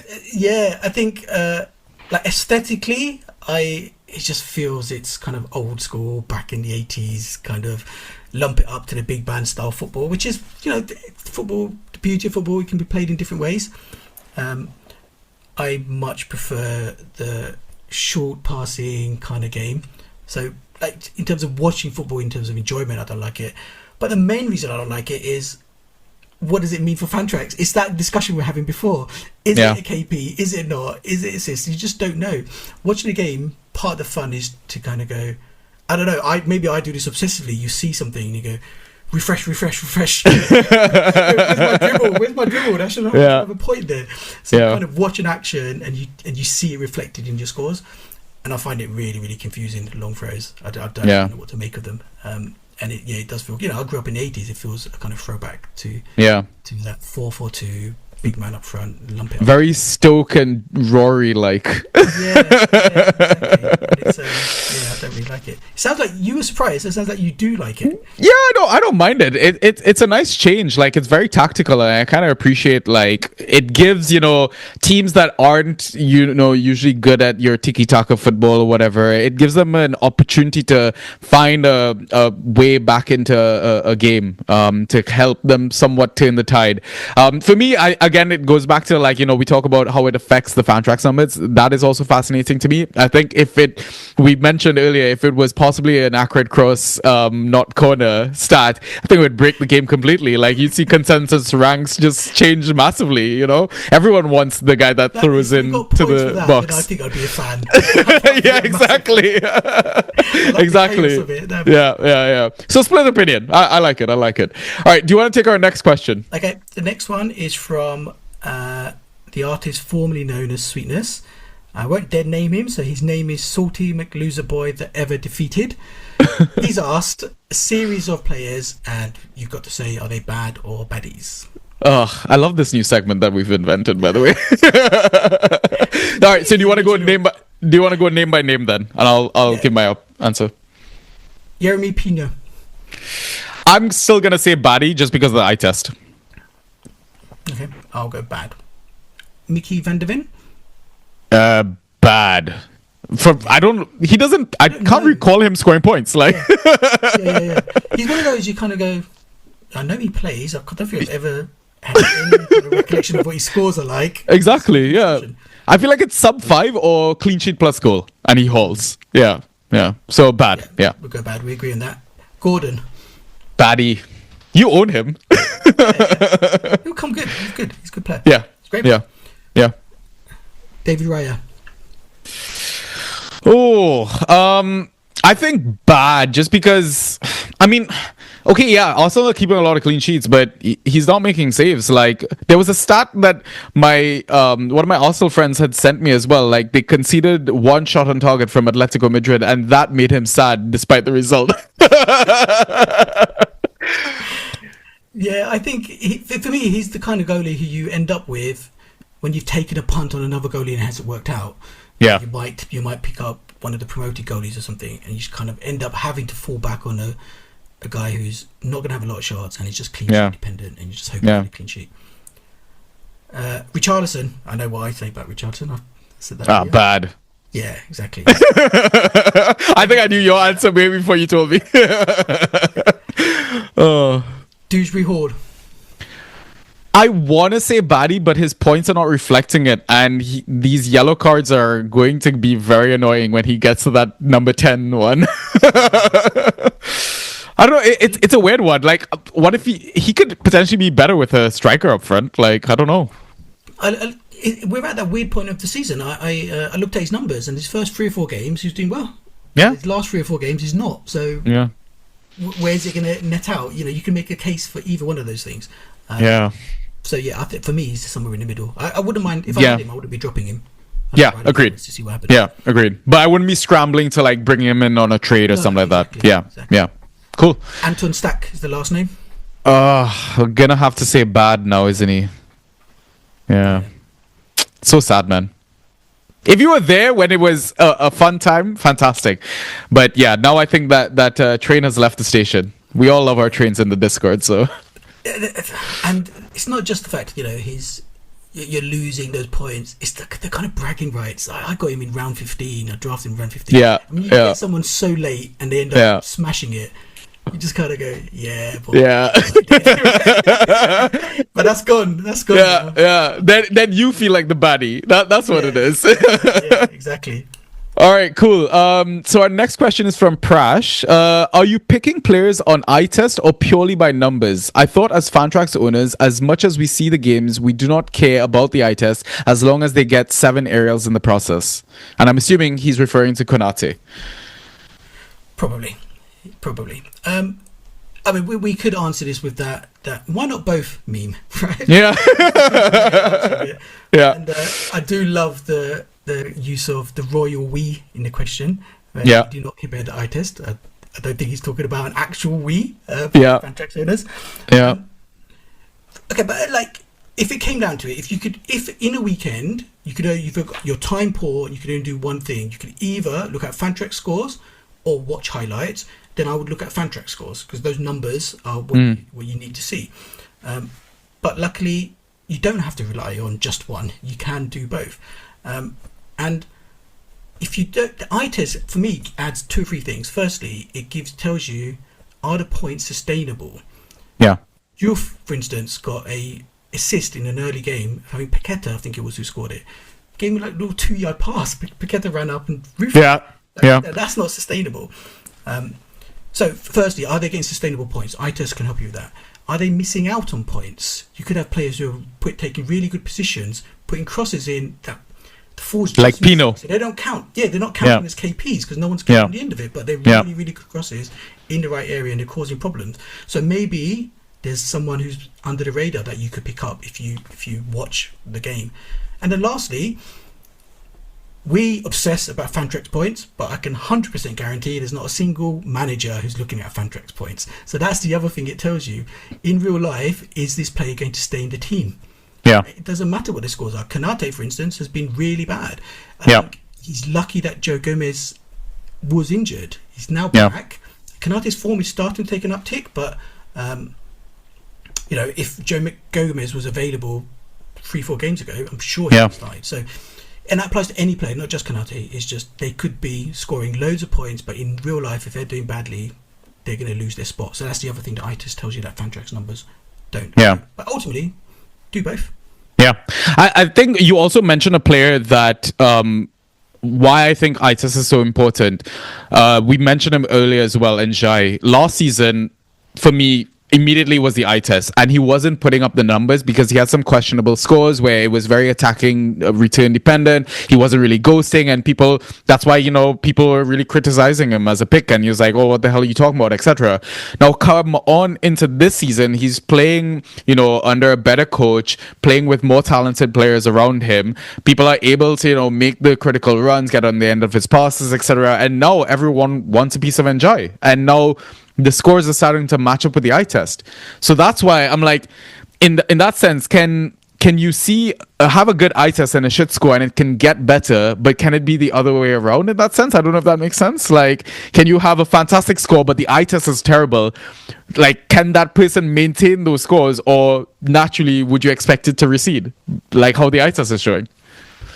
Yeah, exactly. I think you would. If you've got someone you can fluke a lot of points, and we see that every week. You get random players who are the top scoring players every week, and they fluke it. So you need to have a little bit of both. If you're fine, if you're struggling for time, you just need to look at the points. But to really be good at the game, you need to kind of watch a few games as well. Yeah, agreed. All right, fantastic. Do you want to take the next question from Andrew? Yes. I'm glad I'm asking you this because Andrew won't like my answer. I can picture his reaction. So, what is your Halloween costume this year, and what is your all-time favorite?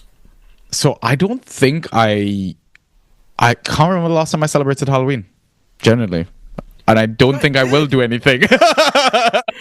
I was going to say mine was I've never worn a Halloween costume. I think this is one of those where it's. Hang on a minute, you guys are different to us where we talk about how the UK and US culture is. I grew up in the 80s. We didn't, adults weren't walking around in Halloween costumes. Then you just did a bit trick-or-treating. And as adults, we didn't. I do it for my nephew. Like, if my nephew was doing trick-or-treating around his neighborhood, 100% I will dress up like the biggest clown or character or whatever, just for him. But other than that, like, I'm just like, okay, it's just another day. Like, cool. If I want candy, I'll go to the supermarket. Like, I don't... And then you get these, like massive Halloween parties where everyone's dressed up as... I find it weird. And they're not even dressed up as things which are Halloween-y. Yeah. It's not even horror-related. It's just... I don't really get it. So, sorry, Andrew. Sorry, not sorry. All right. So next question is from Ross N. Defender scoring is up across the league. Is Opta being more generous with what constitutes a tackle one, block shot, clearances, and other defensive ghosts? I don't think so. I think it's the style of football has changed this season. There are a lot more long balls. Read some analysis about how... obviously, as a Liverpool fan, read some analysis about Liverpool struggling. They face a lot more long balls this season, and I think it's true for lots of teams. Whether that's a trend that we'll see throughout the rest of the season would be interesting, or is it just early season while teams settle in? There's a lot of teams come back with injuries and that sort of stuff. But yeah, I think it's that. I think the actual football tactics, the style has changed so far this season, as opposed to it being measured in a different way. Yeah, completely agreed. Because I think someone 88 had posted even like an article about like why increased technical quality in football gives goalkeepers more reason to kick long, and like some goalkeepers are even fluking their ways into assists. Like in the Champions League, I don't know if you saw Nick Pope's throw basically from his goal, like his box to Harvey Barnes, and he got the assist for the Harvey Barnes third goal for Newcastle. So I think you might be right. It really is just a change of tactics and philosophy, and I also want to say maybe it's just the attackers just being shit as well. And could be. Yeah, so it does link into the long throws as well. So you've got all of those throws which would have been played short, chance may or may not have happened. They're going straight to the box, and a defender has to deal with it. So there's a lot more aerials happening as well. Yeah. All right, cool. Do you want to take Salty's next question? Or Sweetness? Should I ask you? Oh, I guess I should ask you because this is... So, say theoretically, you were playing in a highly competitive and esteemed Fantrax league that had a secret undercover commissioner of whom nobody knows his identity, but he is causing mayhem and secretly plotting your demise under the cover of darkness.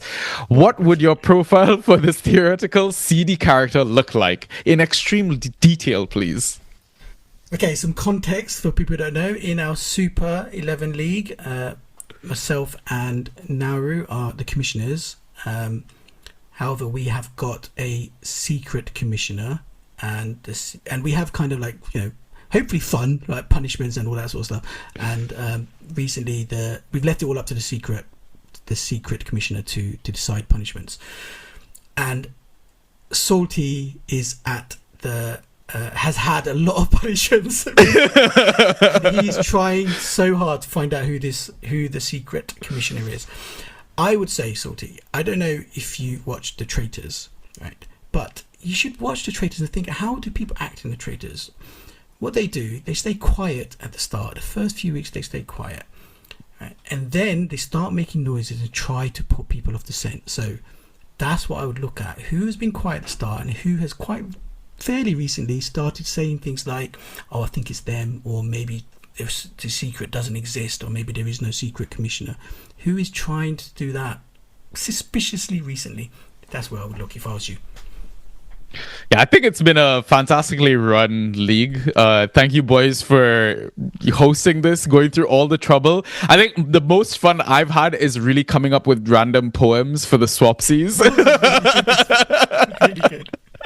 Yeah, it just gives you an opportunity to kind of be creative from a football sense. It's honestly a great time. And I mean, if you want to get involved in another banter special league, we're starting up the Bash League at the moment. We still have a few spots open, and if you're interested, you're not part of the Discord and you want to get part of it, just DM me. I'm happy to sort you right out. A lot of us are in that. You're in that league as well, aren't you? I'm in that league. Yeah. So yeah, it's gonna be fun. 5-a-side league, no goalkeepers. Yeah, you're drafting against 23 other managers. When has that ever happened? Yeah, so it's a good time.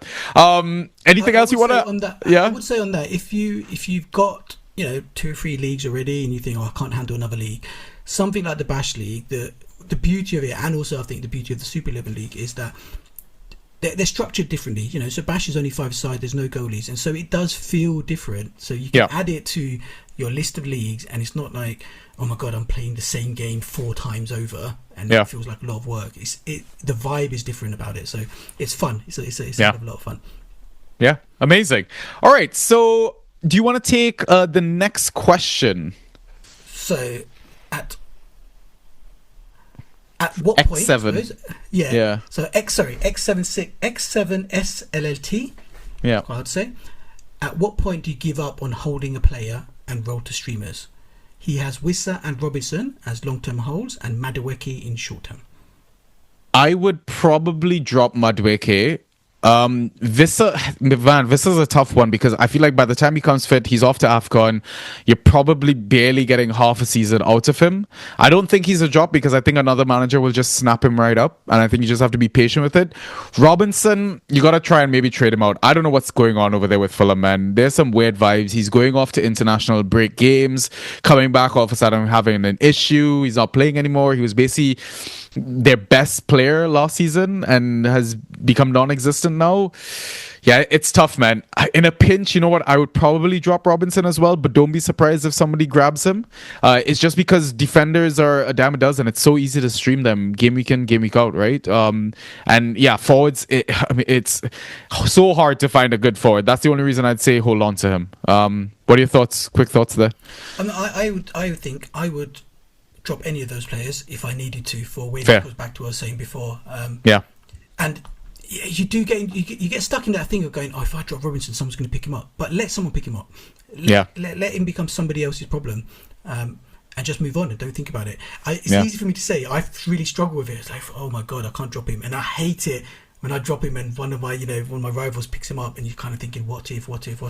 But in the long run, actually doing it frees you up, and roster flexibility is underrated. Just having a spare spot, streamer spot, having been able to move at a weekend when unexpectedly one of your big stars is benched, but having been able to bring someone in and not getting stuck at the weekends, those sort of things just tick along those wins that you need during the season. So I'd hold them until such time I think it's damaging me, and damaging me means even one win. If I think I'm going to lose because I'm holding one of these players, I'll drop them. Yeah, fair. Yeah, you gotta make some ruthless calls once in a while in your season. Yeah, agreed. Okay, cool. Next question from Ghost FC: is Javi Simmons a trade out? Last game was the first time he didn't take any corners, with Tell taking over corners from the left side. Also, note Kudus is taking them from the right side. Yes, potentially. I think it goes back to what I said before. Simmons was third choice. Yeah. He's not setting the world on fire at the moment. You got Kulu who's going to come back at some point, obviously, but when he does come back, he'll have a bit of bedding in and all that sort of stuff. But they're going to have options. Certainly in the second half of the season, they'll have options. And maybe sometimes these players are second season players. They're actually better to pick them up the following season. So Simmons, whilst he's got some name value, or on the back of one or two good performances, particularly if you've got problems, say, with forwards, use him as a midfielder chip to try to get forward. Could solve one of your problems for you. Yeah. What do you think? What would you do? I mean, I would also trade out. I'm a big into, if they're a new player in a new league, new country, I avoid the first season that they come. Next season, I'm all over Simmons. I think he's gonna break his draft day value, etc., because everyone will be much lower than him, that sort of thing. Fantastic player, but yeah, I still go back to that moment in that game versus, I think it was Leeds, when he did that Trivella pass and it went nowhere. And I was just like, okay, kid, you need to get used to what the Prem is actually like. Like, maybe that works in the Dutch league or whatever. But yeah, I'd trade out generally.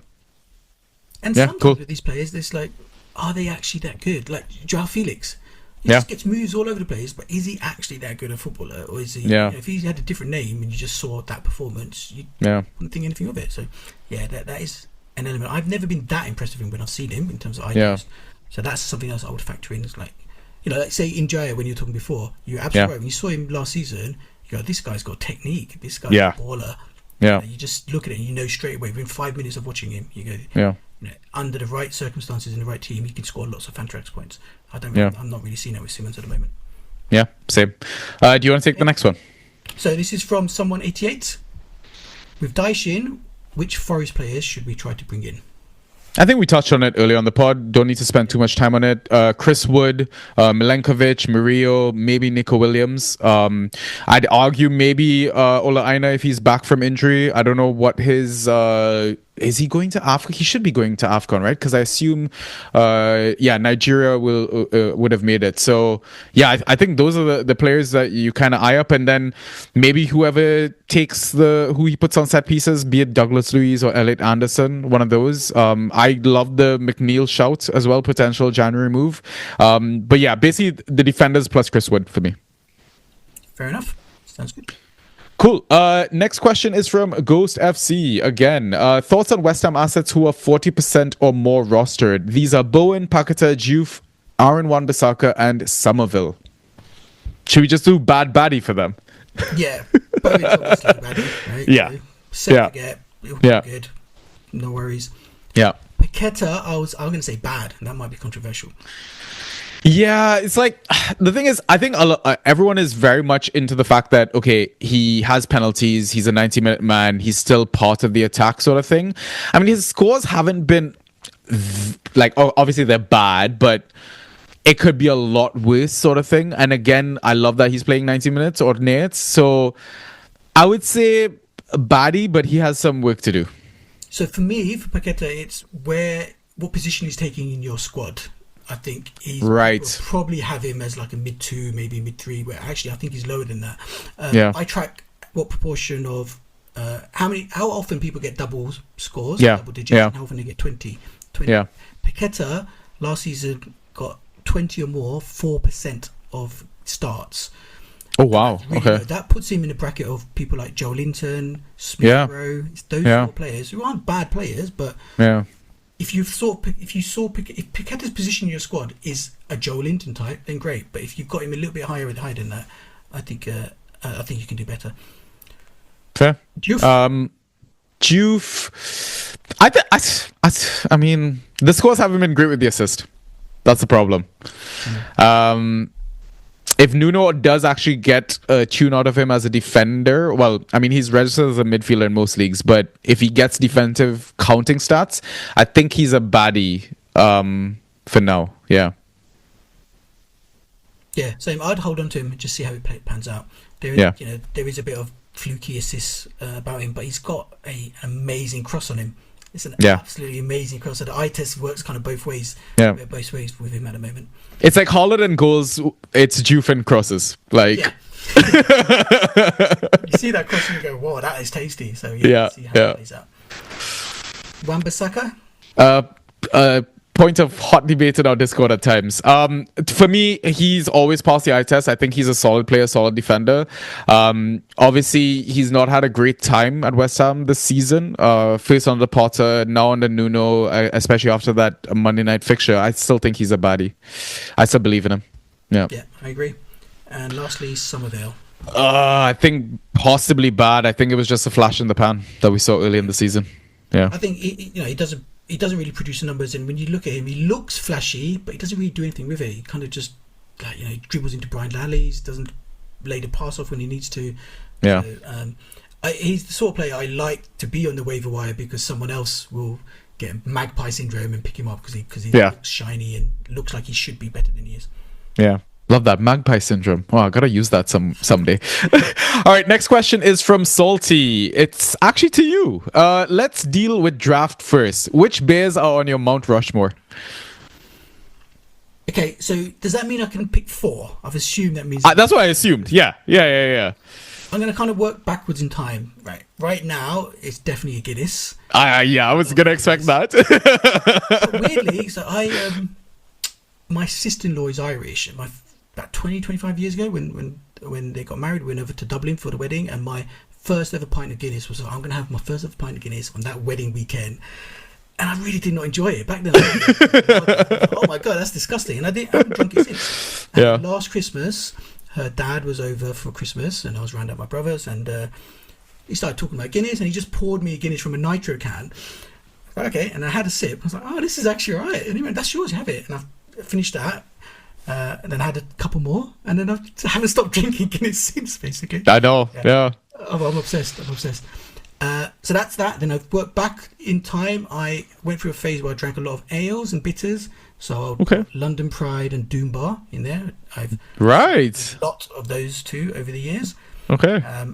And then before that, when I was more into lagers, I'll go with Innocent Gun, which is a Ooh, yeah. And it's lovely, and they do like this little caramelly version as well. But it's I don't know if it's especially strong or it just affects me in a certain way. I used to get really bad headache hangovers with Innocent Gun. They have like rum versions to their beers and stuff like that, don't they? Yeah, I used to have them in Canada quite a lot. I don't think it's just you, mates. Like they kind of spike their beers a little bit. There's something about the beers which is a bit strong, and I've only ever seen them in bottles in England. Yeah. But when we went up to Edinburgh, they had it on draft. Oh, wow. Okay. So had a pint of it with Tash. I think I'm pretty sure we both had a pint of Innocent Gun. Right. So there'll be my 4 beers: Guinness, London Pride, Doom Bar, and Innocent Gun. And finally, pie. What are your top 3 favorite pies? I've got a little story about pies. I went to Australia to watch the Ashes a few years ago, and I don't know how we ended up either in Sydney or Melbourne. We were in this like little not a players' lounge, but a little loungy area, and for lunch they had meat pie, like literally called meat pie. And if we've got any Australian listeners, maybe you can explain what the hell's going on. So I asked her, what meat is in the meat pie? She just looked at me really blankly and just went, meat. I was like, what sort of meat? And she just went, meat? And you can't ask a third time. You just have to go, okay. If like, what's your name? What's your name? And you just go with it. I'm like, okay, I'll have a meat pie. And I still don't know what it was. It was like a meat.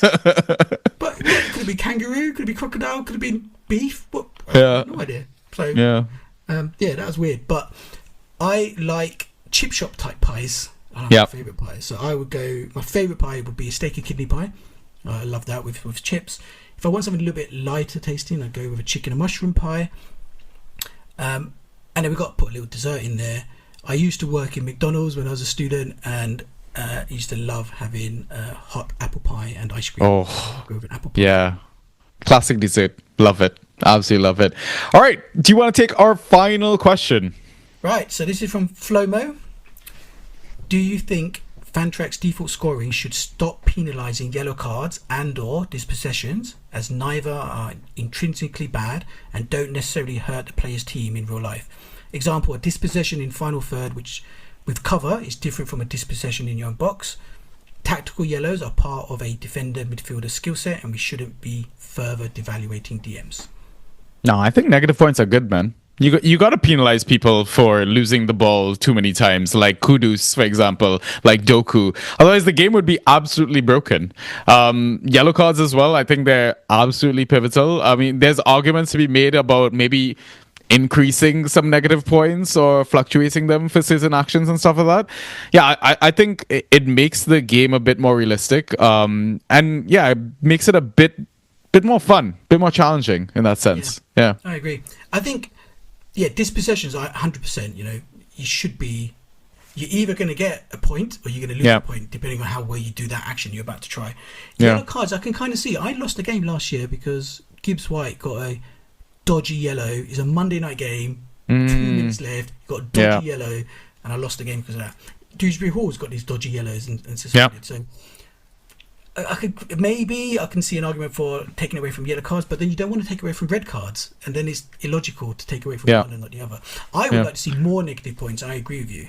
I'd like to see things like, big chances missed. If strikers 1-on-1, they're either about to get you 11 points or they're about to lose you 5 points. That's what I'd love to see. A massive swing, and I think it would make the game fun.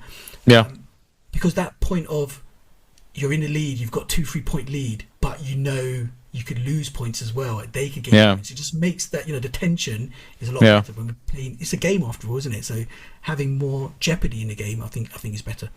Yeah, I love Lemon of Troy's home league rule that he has. For his league, own goals are actually positive points, not negative. Because it's such a rare occurrence, right? It's like, why penalize them for scoring a goal, whatever. So I'm just curious how that would play out in a matchup as well. But yeah, if you want more points, come join the Super League. I think that's the best advice we can give you. Yeah, exactly. All right, so those are the questions, and that is the pod. Pi, it was an absolute marathon of a pod, but I absolutely loved our chat. It was great to have you on the pod again. Do you have any final words, any thoughts you want to leave the listeners before we sign off? The usual stuff is, have fun, don't take it too seriously, which is all true, but it's past midnight. I'm an old man and I need to go to bed. Hope everyone's enjoyed listening to it, but I need to sleep. Yeah, but that's thank fair. you. It's been so much fun. I've really enjoyed it. It's been a really awesome way to top off what was quite a hard day at work, and Lip a win, tick, great fun chatting with you, double tick. It's been good. Thank you so much. Always a pleasure, and thank you so much again for being a part of our community, being an amazing mod, one of the few mods that we have on in the Banter Boys Discord. Honestly, your presence, your advice, everything that you do, it's much appreciated. I don't think you realize how much it is. Listeners, I think we've said enough, we've rambled enough. Good luck in the game week. Any questions, DM me. I'll link you to the Discord and you can come have a chat there. But yeah, until next time, peace.